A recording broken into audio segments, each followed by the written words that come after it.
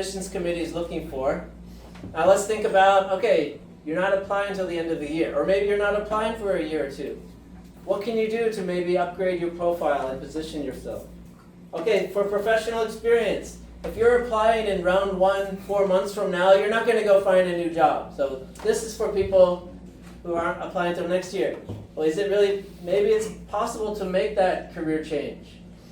Or maybe you're not going to make a career change, but maybe you don't have any international experience. Is it possible to work on a more international project within your company, perhaps working with colleagues in another region? It doesn't mean you're moving abroad, but maybe there's a chance to work with teams from other countries.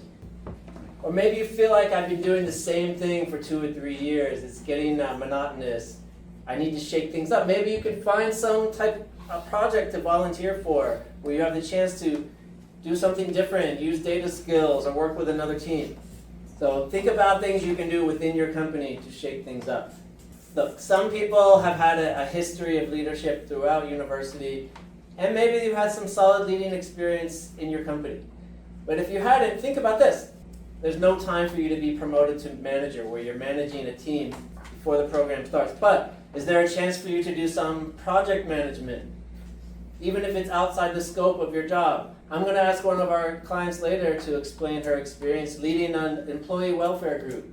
So it's outside the core duties of her job, but she's actually leading this group with a pretty big team and helping plan a lot of events for the company. So that type of leading experience can also be extremely valuable. If you can't get leadership in your core job, think of other ways to find leadership opportunities. For communication skills, so I don't know, there's this persistent rumor out there that TOEFL doesn't matter very much, and that the schools don't really care about TOEFL. And just get 100 and you're fine. And that's totally not true, okay? It matters a lot. When you look at the people who got into the top MBA programs, and you look at the people who didn't get into the top MBA programs, they were very close, they were interviewed, maybe waitlisted, and then I bet you look at the TOEFL score, you can see the ones who got in are usually, 105, 108, 110, and then really look at the speaking section. Some people are very good at reading and listening, they can get 29, 30, but if their speaking section is only down around 20, 21, it's just usually not high enough for a top MBA program. That is a reason enough for them to kind of eliminate you before the interview. Most people who could get into the better programs, their TOEFL is close to 25, 24, maybe okay, 23 is kind of right on the edge, but shoot for 25 usually. And like I said before, this is just to help you get to the interview stage.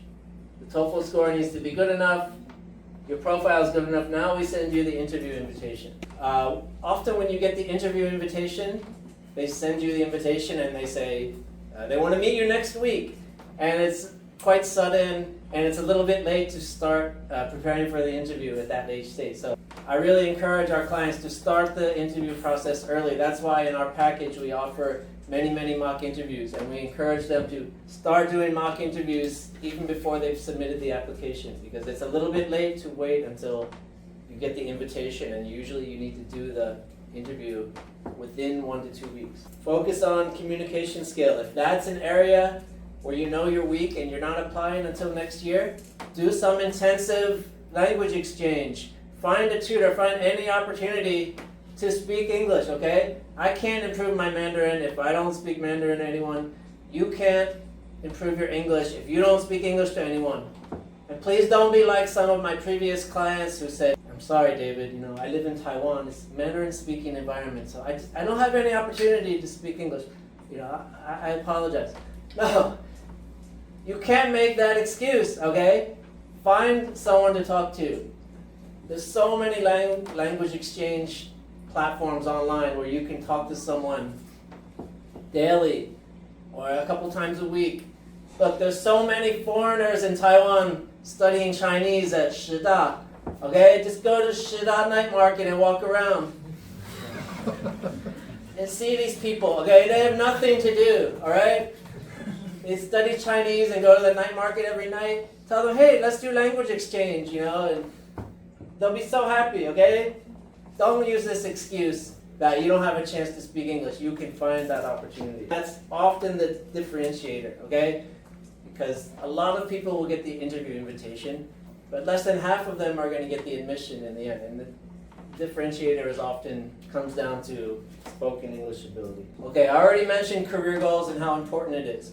But if you really feel uncertain, okay, this is the time to do some research, to start, evaluating your options and think about, which career goal really fits me. Go talk to people in the field. You're interested in working in, supply chain management. You're interested in working as a product manager in tech. LinkedIn is your best friend here. Get on LinkedIn, find people who've done that job, reach out to them. Don't be shy. Say, hey, I really want to be a product manager at your company. Would you be willing to talk to me for a few minutes? Would you be willing to have a coffee with me? Sure, some of them are going to ignore you, but if 2 out of 10 respond to you, that's a huge win. It takes a lot of work, but it will be worth it. Don't be shy. Go talk to people. Explore. Think about what may fit you. And think about what might be the most persuasive career goal. You may be considering 2 or 3 goals. Nothing wrong with that, but let's just pick the one that we think really makes the most sense.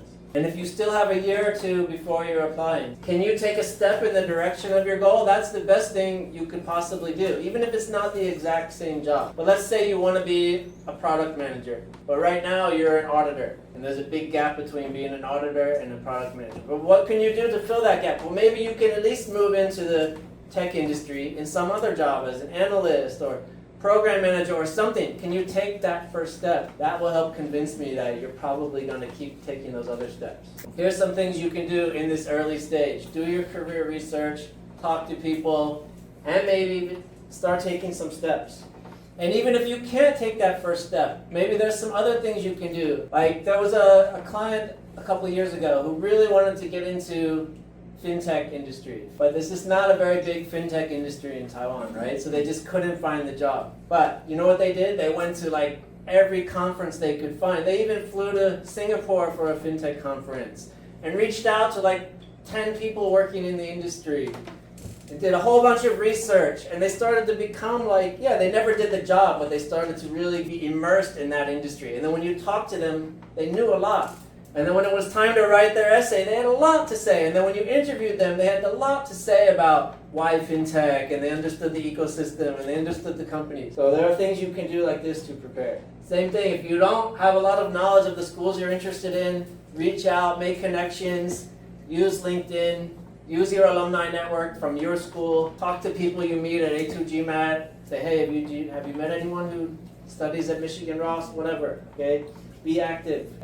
So now you've done 2 things. You've thought about what does the admissions committee look for. Now you've taken some steps to solidify your profile. Maybe you've gotten a higher test score. Maybe you've gotten a little more leadership experience or international experience. Now we're really getting ready to apply. We're thinking about how to position ourselves.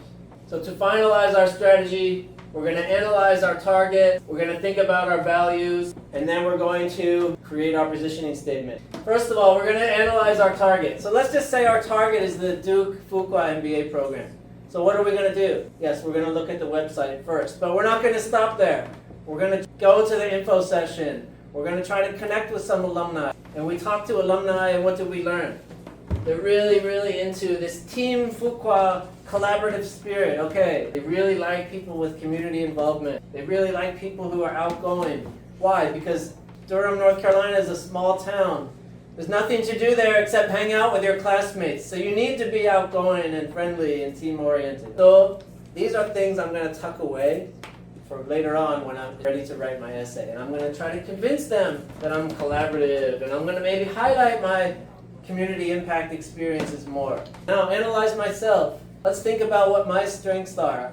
Am I strength in analytical? Am I a leader? Am I a team player? Am I creative? Am I innovative? What am I? You're not going to be strong in all of these areas, but think about where you are strong. Think about the stories you have in these areas that you can use in essay questions and interviews. So first, analyze the target.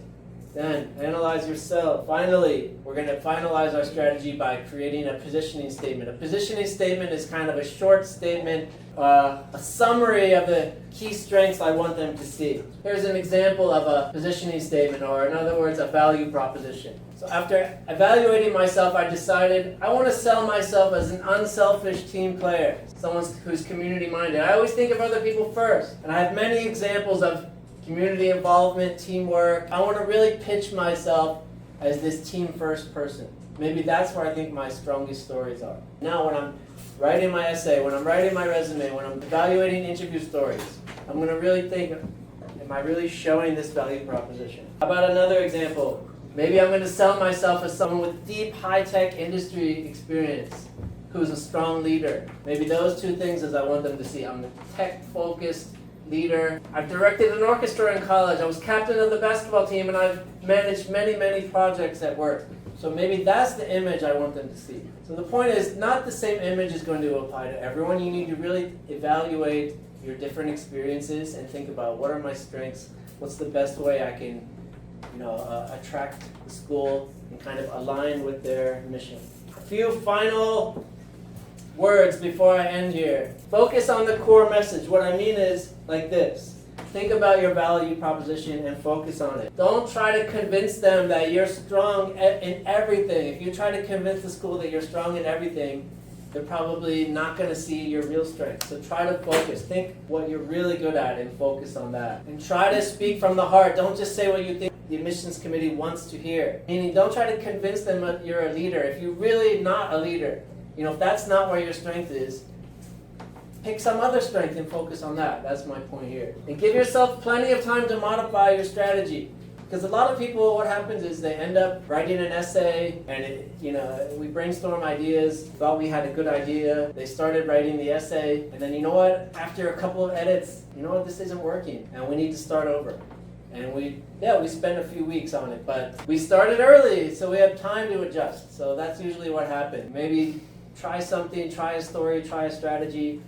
This doesn't seem to be working, and I need to pivot a little bit and try something new. Well, you can't do that if you're doing everything at the last minute. Okay, so please start early. Give yourself at least 3 months to get all the work done. So that means in round 1, September, October, you should be getting started by midsummer. If you're applying in round 2 in January, definitely get started by September or October at the latest. Start preparing for interviews early. I mentioned that already. Try not to quit your job unless you absolutely have to, unless your back is against the wall and you've taken GMAT 7 times and you're still not even close to your target. Okay, maybe I can then agree, leave your job. Try to minimize the gap though to 3 months or less. Otherwise it's going to start to create other problems. Whoever here who already left their job, don't panic.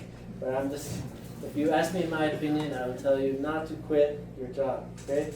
And I've met a lot of you already, but for those of you who we haven't met, feel free to get on our website and fill out the free consultation page, and we'd be happy to chat with you about your plans and answer any questions that you have about the process.